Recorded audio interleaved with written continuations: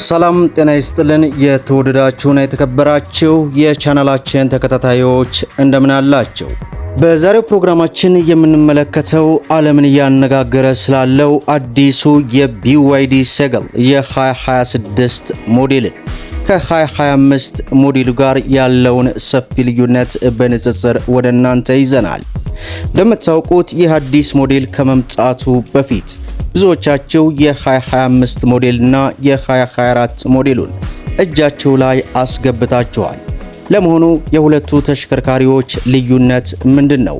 በተለይ አሁን ላይ በሀገራችን ኢትዮጵያ ካሉ የኤሌክትሪክ መኪናዎች በሚሊዮኖች ቅናሽ ያደረገው ይህ የቢዋይዲ ሴገል ተሽከርካሪ ነው። አሁናዊ ዋጋው ስንት ነው? እንዲሁም አዲሱ የ2026 ሞዴልስ ለገበያ የሚቀርብበት ዋጋ ስንት ነው? የሚሉትን ሙሉ ሪቪው ወደ እናንተ ይዘንላችሁ ቀርበናል።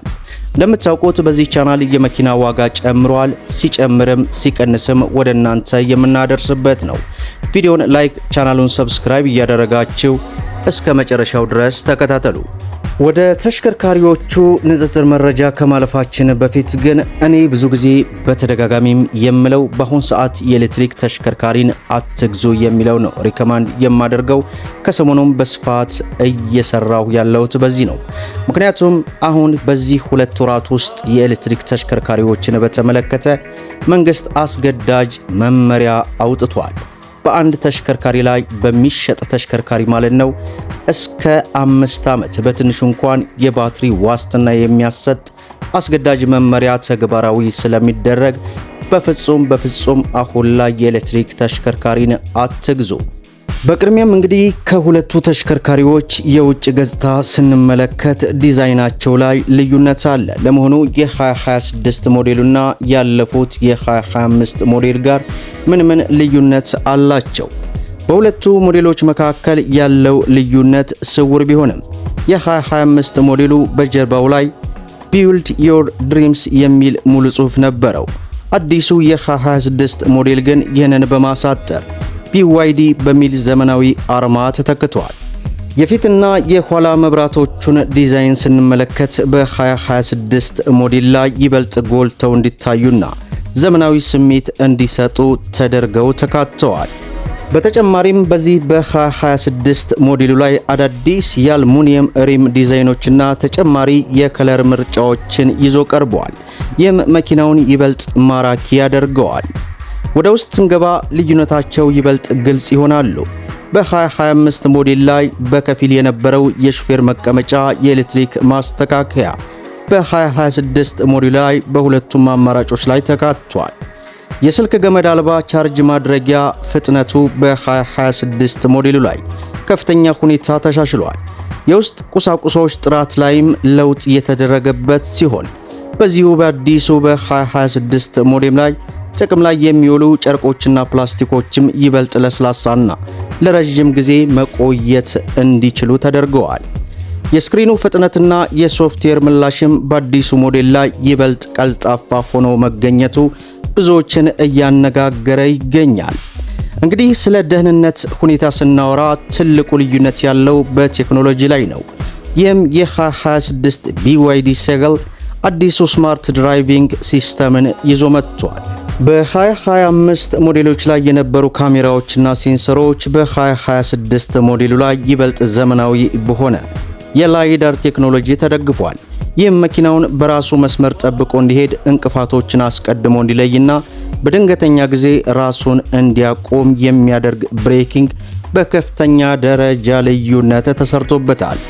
በደህንነት ረገድ የ2026 ሞዴሉ ካርጌው እጅግ በጣም የበለጠ ነው። ያ ማለት ከ2025 ሞዴልና ካለፉት ሞዴሎቹ በእጥፍ በደህንነት ጉዳይ የተጠበቀ ሆኖ ተገልጿል። ሁለቱም መኪኖች የቢዋይዲን ዝነኛ የሚያደርጉ ሲሆን የ2026 ሞዴል የባትሪ አስተዳደር ሲስተም ወይንም ባትሪ ማኔጅመንትም በጣም ተሻሽሏል።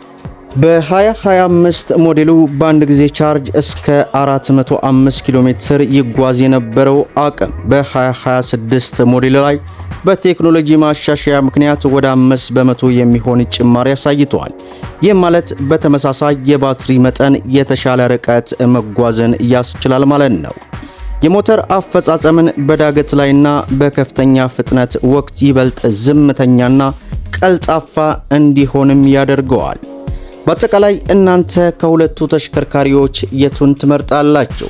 ይህም የBYD አዲሱ የ2026 ሞዴል ካለፉት የBYD ሰገል ተሽከርካሪዎች በእጥፍ በቴክኖሎጂም ሆነ በሞተር በባትሪ ልዩነቱ ወደር የሌለው ተብሎ ተቀምጧል።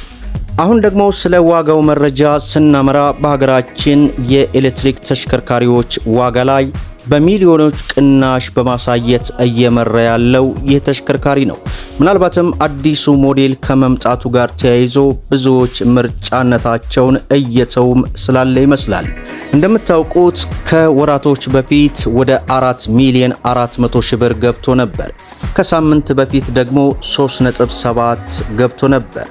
ከትላንትና ወዲያ 3.4 ነበረ።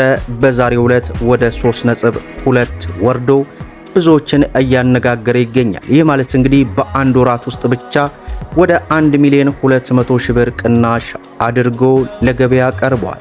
ነገር ግን አሁንም ይቀንሳል። ከ3 ሚሊዮን በታች እንደሚወርድ አትጠራጠሩ። ስለዚህ በፍጹም አትግዙ ለማለት ያክል ወዳለሁ። ይህ አዲሱ የ2026 ሞዴል BYD ሰገል አሁን ለገበያ ይቀርባል የተባለለትና በሀገራችን ኢትዮጵያን በቅርቡ ይገባል የተባለ ሲሆን ልክ ተሽከርካሪው ወደ ሀገራችን ኢትዮጵያ እንደገባ ሙሉ መረጃውን ዋጋውን የምሰራላችሁ ሲሆን አሁን ላይ ግን ለገበያ የቀረበበት ዋጋም በ10,800 የአሜሪካ ዶላር እንደሆነ በመረጃዎች ልናረጋግጥ ችለናል። ይህ ማለት እንግዲህ እጅግ በአነስተኛ ዋጋ ነው። ነገር ግን ወደ ሀገራችን ኢትዮጵያ ተሽከርካሪ ሲገቡ ቀረጣቸው እጅግ ከፍተኛ ስለሚሆን ከዚያ ጋር ተያይዞ ምን ያክል የዋጋ ልዩነትና የዋጋ ደረጃ ይኖረዋል የሚለውን ከግምት ውስጥ ማስገባት አንችልም። ዞሮ ዞሮ በድጋሚ ይምሰራላችሁ ይሆናል።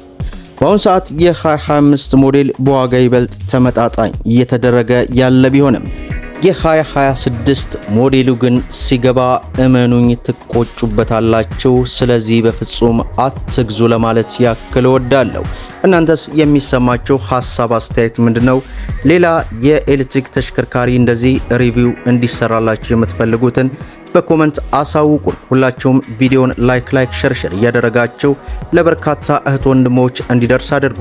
ለቻናላችን አዲስ ከሆናችሁ ስለ መኪና ለማወቅና መኪናን በተመጣጣኝ ዋጋ ለመግዛት ሰብስክራይብ በማድረግ በየዕለቱ የሚለቀው መረጃም እንዲደርሳችሁ የኖቲፊኬሽን ማብራታችሁን አትዘንጉ እያል ለዛሬ ያስኩላችሁ መረጃ ይህን ይመስላል ማለት ነው።